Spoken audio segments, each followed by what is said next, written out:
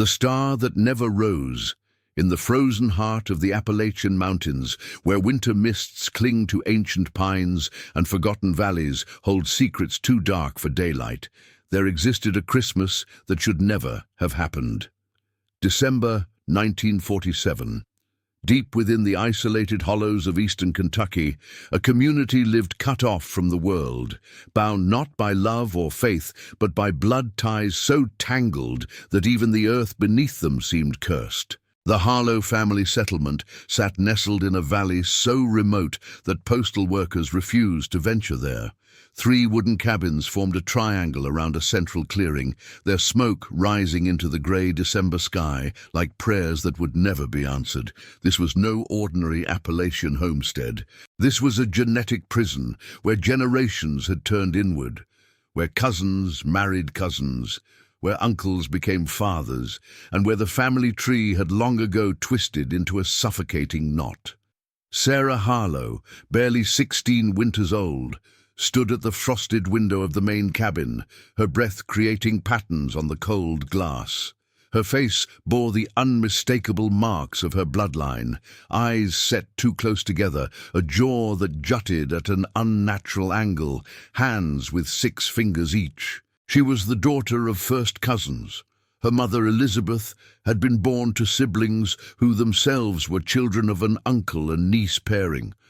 The Harlow lineage had been folding in on itself for nearly a century. Outside, the December cold bit deep. The temperature had dropped to 15 degrees, and fresh snow covered the evidence of what this family had become. But inside the cabin, preparations for Christmas dinner were underway, though the holiday held a meaning here that would horrify any outsider who discovered it. Thomas Harlow, the family patriarch at 63, sat by the fireplace. His body was bent and twisted from decades of genetic deterioration. He was Sarah's grandfather, great-uncle, and through the labyrinth of incestuous unions that defined the Harlow clan, he was also her father's half-brother.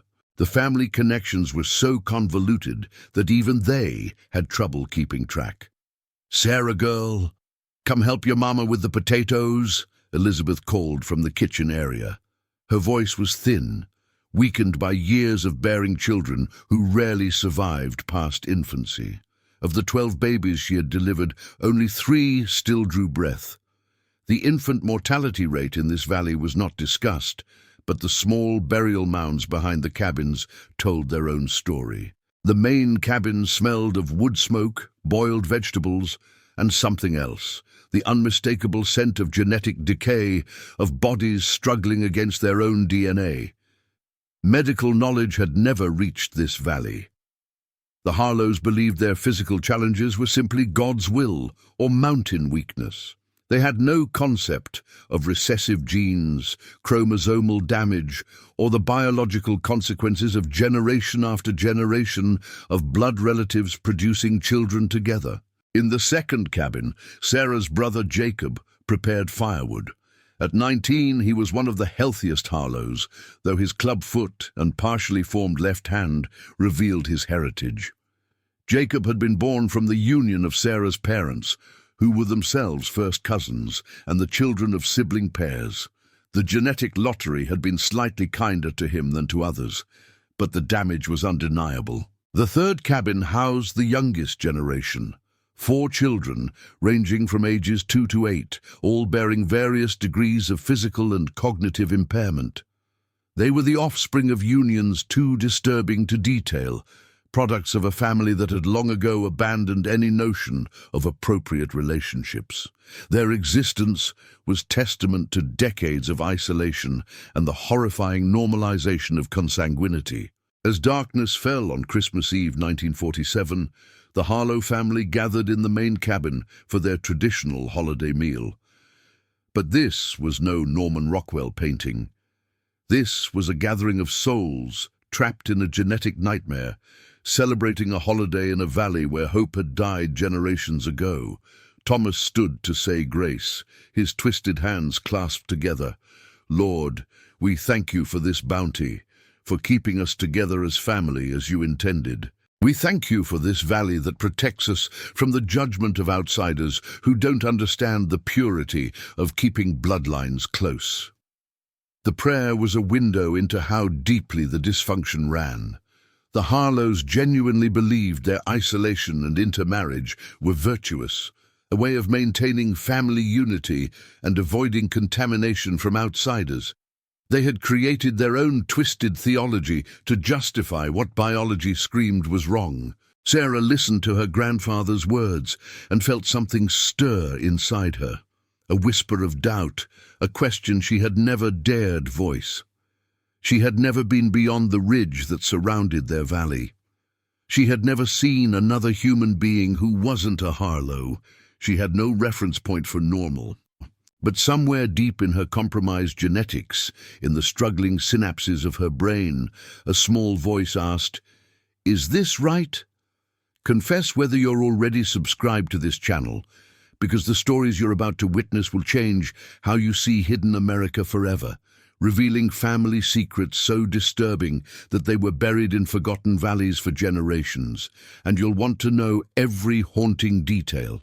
Christmas morning arrived with fresh snow and an unexpected visitor. James Walker, a young surveyor from Lexington, had gotten lost in the mountain passes while conducting land assessments for the State Forestry Department. Freezing and disoriented, he stumbled into the Harlow Valley just after dawn, becoming the first outsider to set foot in their settlement in over 20 years. Jacob spotted him first, a dark figure struggling through knee-deep snow toward the cabins. For a moment, panic seized the young man. Outsiders meant questions, judgment, potential interference, but Christian duty and basic humanity won out. Jacob called to his grandfather, and together they brought the half-frozen stranger inside. James Walker was 28 years old, college-educated, and completely unprepared for what he was about to witness. As Thomas and Jacob helped him to the fire, as Elizabeth brought hot coffee, James's surveyor's eye began taking inventory of his surroundings, and what he saw made his blood run colder than the December morning outside. The physical anomalies were immediately apparent. Thomas's twisted spine and malformed hands, Elizabeth's facial asymmetry and clouded eyes, Sarah's extra fingers, Jacob's club foot, and in the corner, the small children with their various impairments, watching the stranger with expressions that ranged from vacant to fearful. James was no geneticist, but he had studied enough biology to recognize the signs. This wasn't random illness or bad luck. This was the unmistakable signature of sustained consanguinity, of a gene pool so shallow that it had essentially poisoned itself. "How long have you folks been living out here?" James asked, trying to keep his voice casual as his mind reeled with the implications of what he was seeing. "Harlow's been in this valley since 1851, Thomas said with pride. "My great-great-grandfather Ezekiel founded this settlement. Wanted to keep the family pure, keep us away from the corruption of townfolk. We've held true to his vision. Pure." The word hung in the air like a curse. James glanced at Sarah, who was staring at him with an intensity that made him uncomfortable. He realized she had probably never seen someone who wasn't a blood relative. To her, he must have seemed like a creature from another world. "Are there other families in this valley?" James asked, though he suspected he knew the answer. "Just us Harlows," Elizabeth said. "We're all the family we need. Cousins marry cousins here. It's our way. Keeps everything in the family, you understand." James understood far more than they realized. He understood that he was looking at the result of nearly a century of systematic intermarriage. He understood that the genetic damage was irreversible. He understood that children were being born into suffering because their ancestors had chosen isolation over biological wisdom. But he also understood something else. These people had no idea what they had done to themselves. They saw their physical struggles as trials from God, not as preventable consequences of their marriage patterns. They had normalized the abnormal sanctified the destructive, and built an entire belief system around justifying their genetic suicide. As the day progressed, James learned more about the Harlow family structure. Thomas explained with disturbing casualness how he had married his first cousin, how their children had married each other or other close relatives, how the current generation continued the pattern. He spoke of it as tradition, as family loyalty, as biblical purity. Sarah brought James a plate of Christmas dinner, her 12 fingers handling the dish with surprising dexterity. "You look different from us," she said quietly. "Your hands are normal." The word struck James like a physical blow. Normal. She recognized that there was a standard they didn't meet, but she had no framework for understanding why. "Sarah, has anyone ever explained to you about how families in other places work?" James asked gently. She shook her head. "Grandfather says outsiders are confused. He says God wants families to stay together, blood with blood. He says our way is the righteous way." James felt rage building in his chest, not at Sarah or even at the current Harlows, but at Ezekiel, the long-dead patriarch who had condemned his descendants to this genetic nightmare.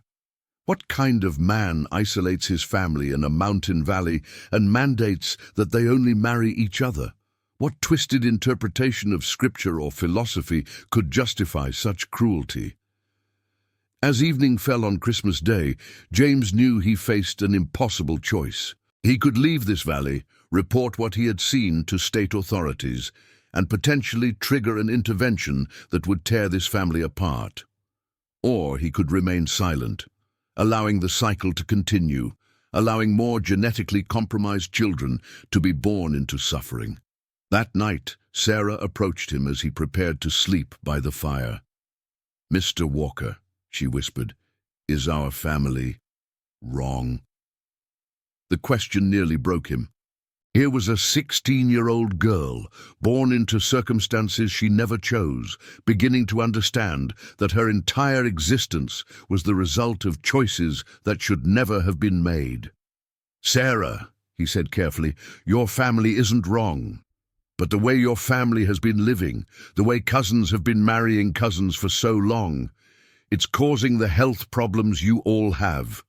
In the outside world, people marry folks who aren't related to them. It keeps families healthy." Tears formed in her strangely positioned eyes. "Could my children be healthy if I married someone not from the family?" "Yes," James said.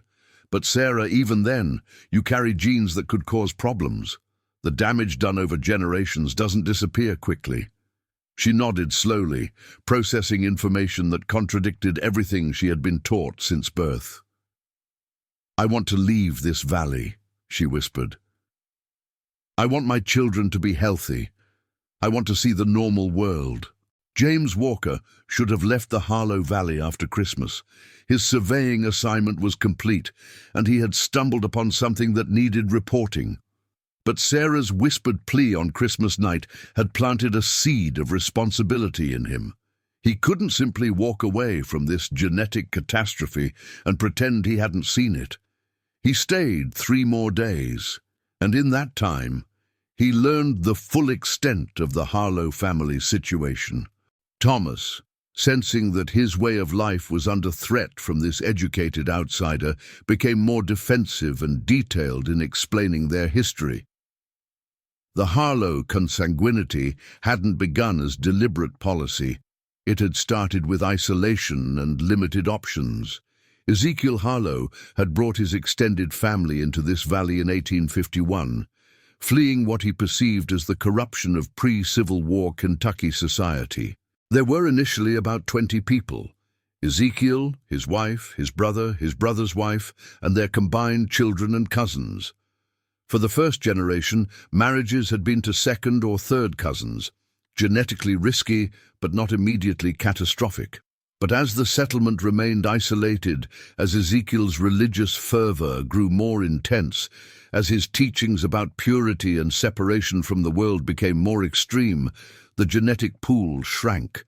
Children who tried to leave were disowned. No outsiders were welcomed. By the third generation, first-cousin marriages had become standard. By the fourth, uncle-niece and even closer relationships were occurring. Thomas showed James a family Bible where births, deaths, and marriages were recorded. The genealogy read like a genetic horror story, the same surnames appearing repeatedly in both parent columns, generation after generation of consanguineous unions, and alongside them, heartbreaking notes about infant deaths, stillbirths, and children who never grew right. "Look here," Thomas said, pointing to an entry from 1889. "My grandfather Josiah married his cousin Rebecca. They had 9 children, but only 3 lived past age 5. The Lord was testing them, you see, making them strong through suffering." James looked at the entry and saw not divine testing, but biological consequence. Those 6 dead children were victims of recessive genetic disorders, their tiny bodies unable to overcome the double dose of damaging genes they inherited from parents who were too closely related. In the second cabin, James spoke with Jacob, who was more open to questioning the family's ways than his grandfather. "I've always known something was wrong," Jacob admitted, flexing his partially formed hand. "I can see that I'm different from how people are supposed to be. Grandfather says it's God's mark, but I wonder sometimes if it's our mark, something we did to ourselves." James explained to Jacob the basics of genetics, how traits are inherited, how mating between close relatives increases the risk of recessive disorders expressing themselves. He described how the outside world had rules against close relation marriages, specifically because of these risks. "So we've been poisoning ourselves," Jacob said flatly. "For 100 years we've been poisoning our own children. Your ancestors made choices based on beliefs that overrode biological wisdom," James said carefully. "They didn't understand genetics. But now that you know, now that I know, what can I do?" Jacob asked bitterly. "I'm 19 years old. I've never been beyond that ridge. I can barely walk properly. What life could I have outside this valley? And even if I left, what about Sarah? What about those children in the third cabin? What about the next generation?" It was a valid question. The damage done to the Harlows couldn't be quickly undone.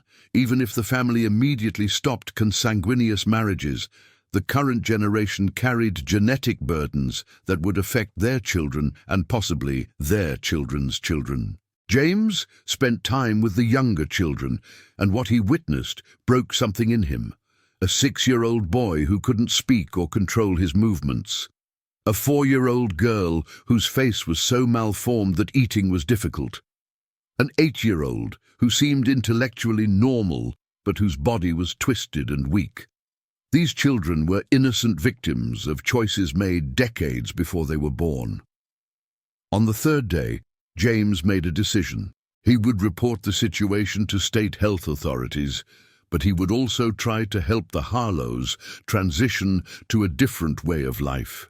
He spoke to Thomas about allowing the younger generation to meet people from outside the valley, about ending the practice of cousin marriage, about getting medical care for the children. Thomas's response was immediate and harsh. "You come into my home at Christmas, we save your life from freezing, and you repay us by trying to destroy our family. Our ways are righteous, Mr. Walker. We don't need your modern ideas or your interference. The outside world is sick with sin. We're pure." "Pure?"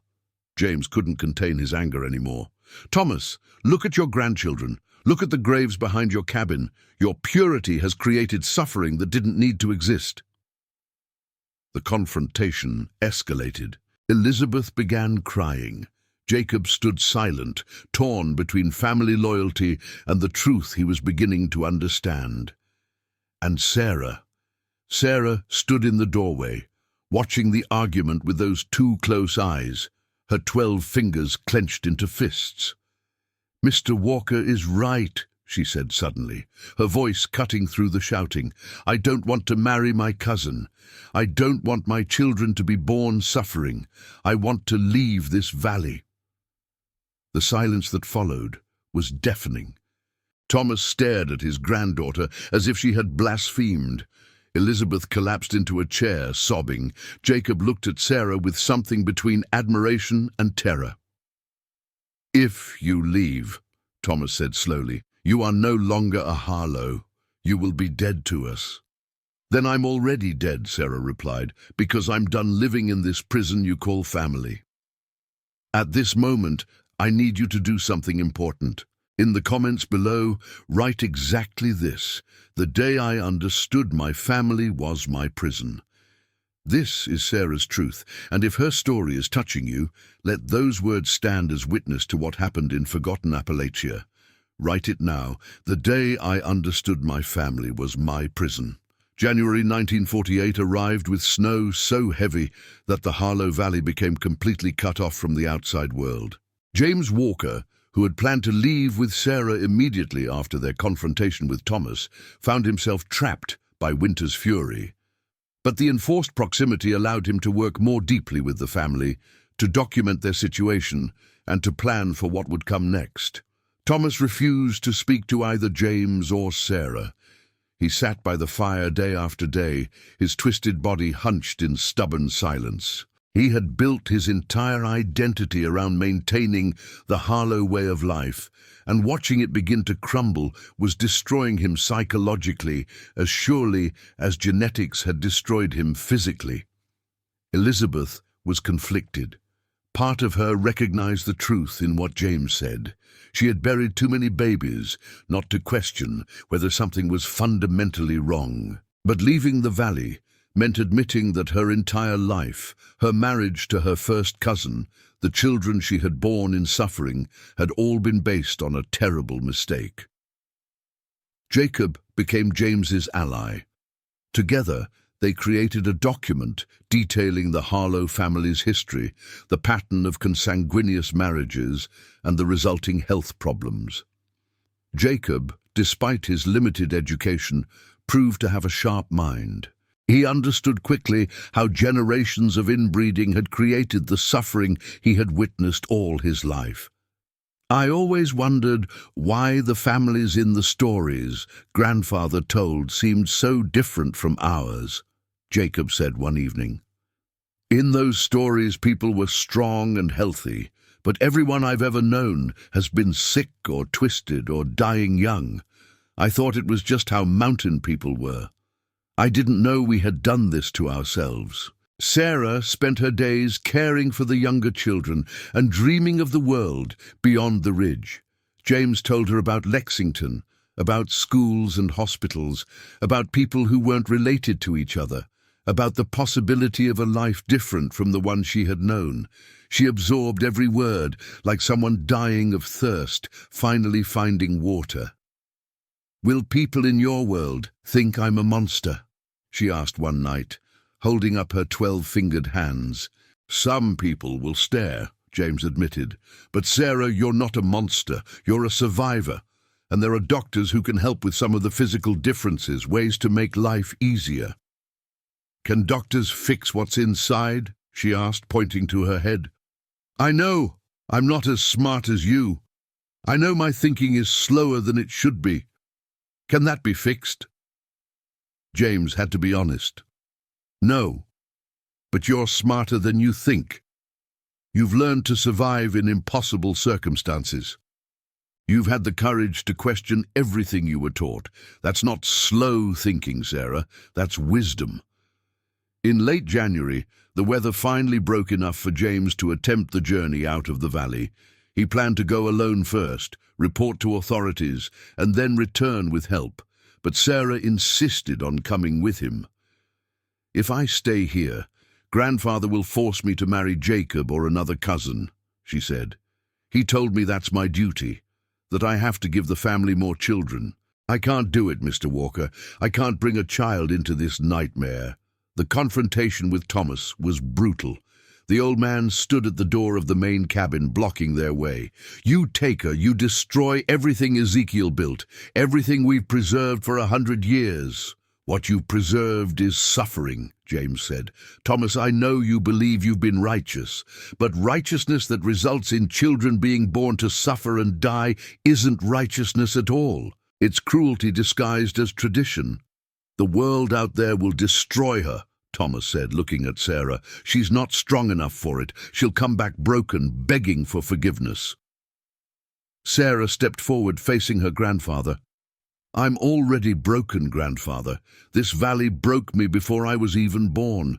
Every twisted bone, every struggle to think clearly, every time I look in the water and see a face that's not quite right. That's what your precious tradition gave me. I'd rather face the world broken than die in this valley destroyed." Elizabeth appeared behind Thomas, her face streaked with tears. "Let her go," she said quietly. "Thomas, let her go. We've lost too many children to the graveyard. Don't lose this one to stubbornness." The old man's resistance crumbled. He stepped aside, turning his back as Sarah and James prepared to leave. But at the last moment, Jacob limped forward. "I'm coming too," he said. "I'm 19 years old. If there's a chance for a different life, I want it." The journey out of the valley took 2 days. The snow was deep, the temperature brutal, and both Sarah and Jacob struggled with the physical exertion. But they pushed forward, driven by the desperate hope that somewhere beyond the ridge a better future waited. When they finally crested the last hill and saw the valley spread out below, a valley with scattered farms and small towns, with roads and cars and the evidence of ordinary human life, Sarah collapsed in the snow, weeping. She had never seen anything so beautiful as that ordinary landscape with its ordinary people living ordinary lives.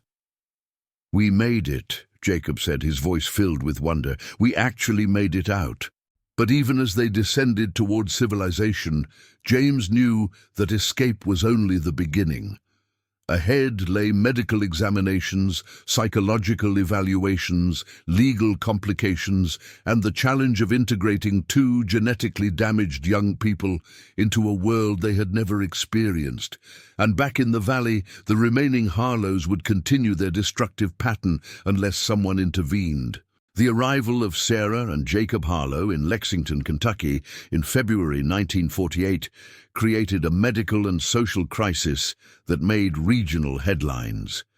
James Walker's report to state health authorities triggered an immediate investigation. Within weeks, a team of doctors, social workers, and law enforcement descended on the Harlow Valley. What they found confirmed James's worst fears. The remaining Harlows, Thomas, Elizabeth, and the 4 young children, were living in conditions that combined extreme poverty with genetic catastrophe.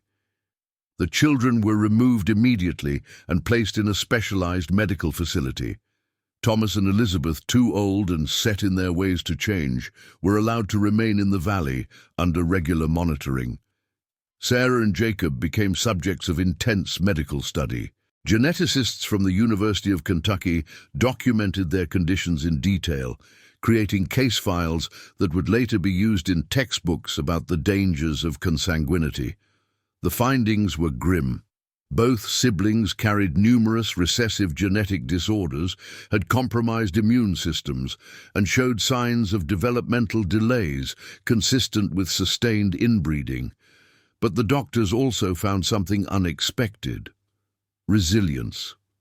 Despite their genetic burdens, Sarah and Jacob possessed a fierce will to adapt and learn. Sarah's intellectual challenges were real, but not insurmountable. With proper education and support, she could function independently.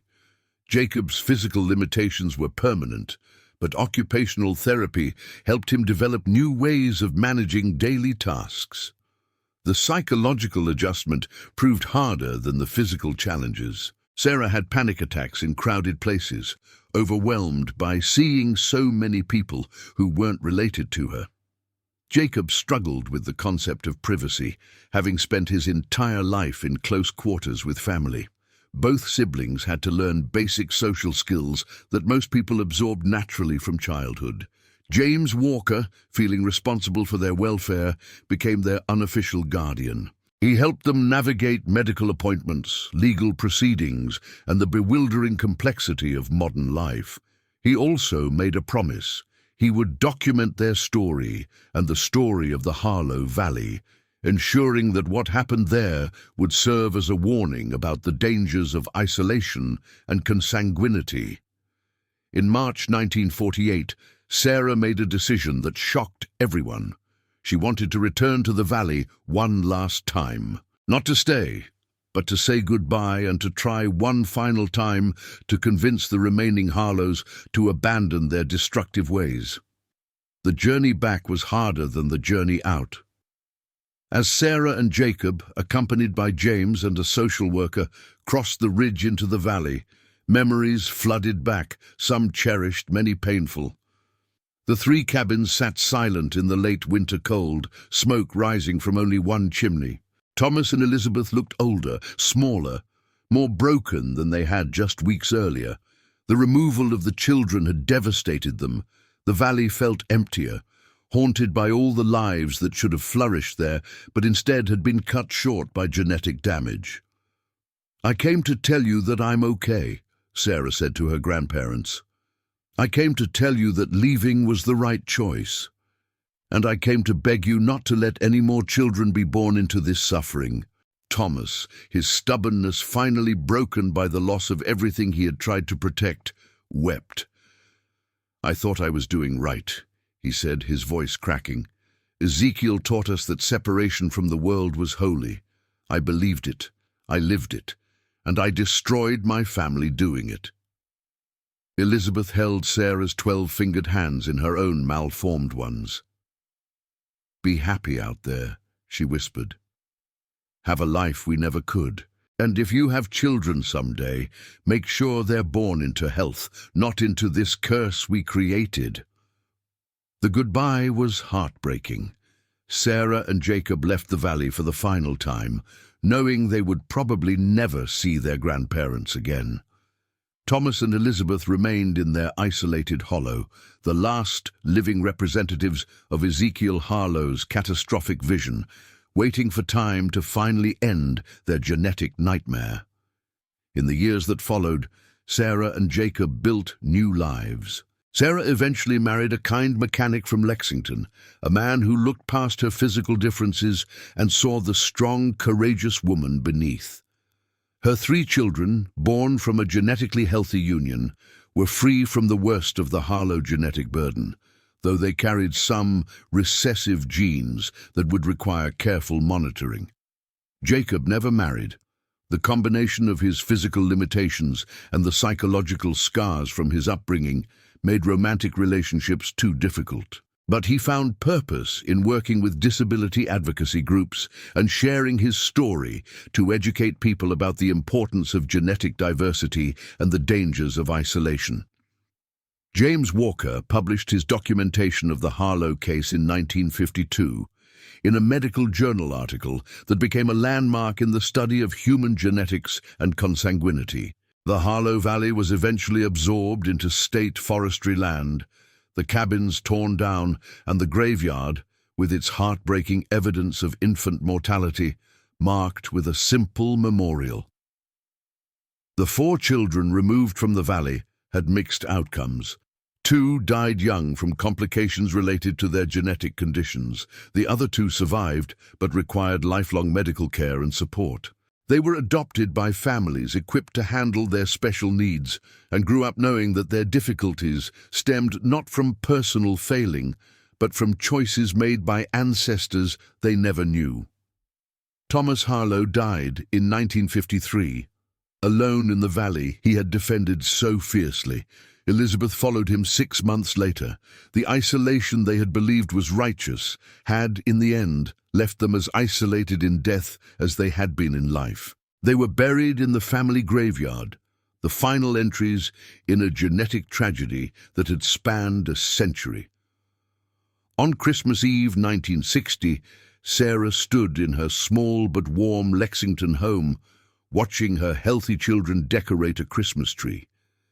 Her husband worked beside her, and Jacob sat by the fire reading to the youngest child. It was an ordinary Christmas scene, unremarkable in its normalcy. But for Sarah, who had come from a valley where Christmas meant gathering the genetically damaged remnants of a broken family, this ordinary moment was everything. "What are you thinking about?" her husband asked, noticing her tears. "I'm thinking about a star that finally rose," Sarah said. "For 100 years, my family lived in darkness, trapped in a valley where hope died with every generation. But we got out. Jacob and I got out, and my children will never know that darkness." The star finally rose. The Harlow case became a cornerstone in genetic counseling education, a cautionary tale about what happens when isolation, religious extremism, and biological ignorance combine. It's taught in medical schools and used by genetic counselors to explain why diversity in mating is essential for human health. The valley where it all happened is forgotten by most, reclaimed by forest and time. But Sarah never forgot. Until her death in 2003, she spoke publicly about her experience, about the importance of genetic diversity, about the dangers of isolation, and about the resilience of the human spirit, even when trapped in impossible circumstances.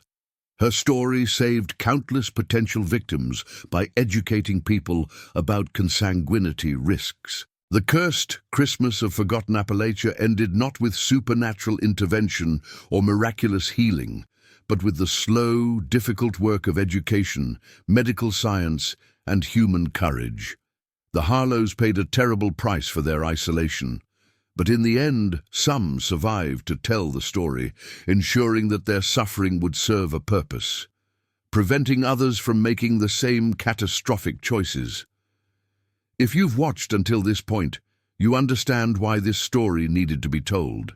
Confess whether you're subscribed to this channel, because stories like these, hidden American tragedies that reveal the darkest consequences of isolation and genetic ignorance, need witnesses. If you watched until the end, leave a comment saying, "I watched until here," so I can know who truly values these important historical accounts. Hit the like button if this story impacted you, and share it with others who need to understand that the most frightening human stories are often the most real. The star that never rose in that forgotten valley finally rises when we remember, when we learn, and when we ensure such darkness never returns.